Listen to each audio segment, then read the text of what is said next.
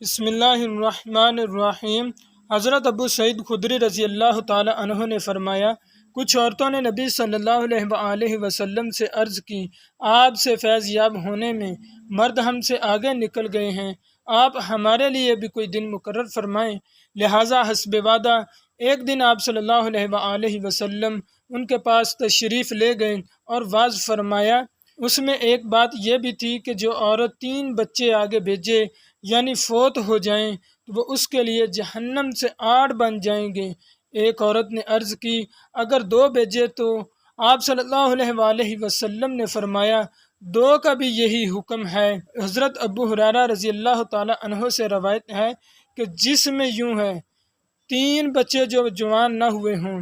حضرت عائشہ رضی اللہ تعالی عنہ کی عادت مبارکہ تھی کہ اگر کوئی بات سمجھ نہ آتی تو پوچھ لیا کرتی تھیں۔ ایک مرتبہ ایسے ہوا کہ نبی صلی اللہ علیہ وآلہ وسلم نے فرمایا، جس سے حساب لیا گیا وہ عذاب میں پڑ جائے گا۔ حضرت عائشہ رضی اللہ تعالی عنہ فرماتی ہیں، میں نے پوچھا، کیا اللہ تعالیٰ نے یہ نہیں فرمایا کہ ان قریب ان سے آسان حساب لیا جائے گا؟ آپ صلی اللہ علیہ وآلہ وسلم نے فرمایا، یہ صرف پیشی ہے یعنی اعمال بتا دینا، لیکن جس سے جانچ پڑتال ہوئی وہ ہلاک ہو گیا۔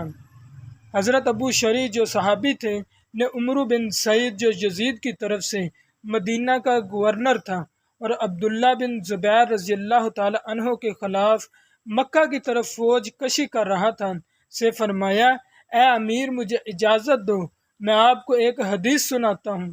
آپ صلی اللہ تعالی علیہ وآلہ وسلم نے فتح مکہ کے دوسرے روز ارشاد فرمایا، جسے میرے دونوں کانوں نے سنا، میرے دل نے یاد رکھا، اور جس وقت آپ صلی اللہ علیہ وآلہ وسلم یہ حدیث بیان کر رہے تھے تب میری دونوں آنکھوں نے آپ صلی اللہ علیہ وآلہ وسلم کو دیکھا۔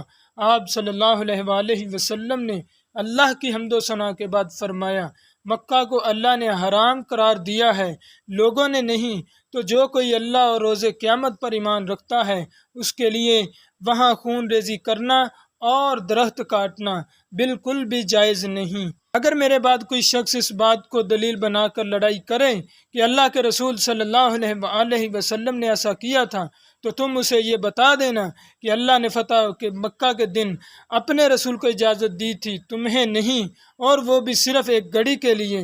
لہٰذا آج بھی اس کی ویسی ہی حرمت احترام ہے جیسی کل تھی، اور جو لوگ یہاں موجود ہیں وہ یہ بات ان تک پہنچا دیں جو یہاں نہیں ہیں۔ لوگوں نے ابو شریح سے پوچھا کہ عمرو نے اس کا کیا جواب دیا؟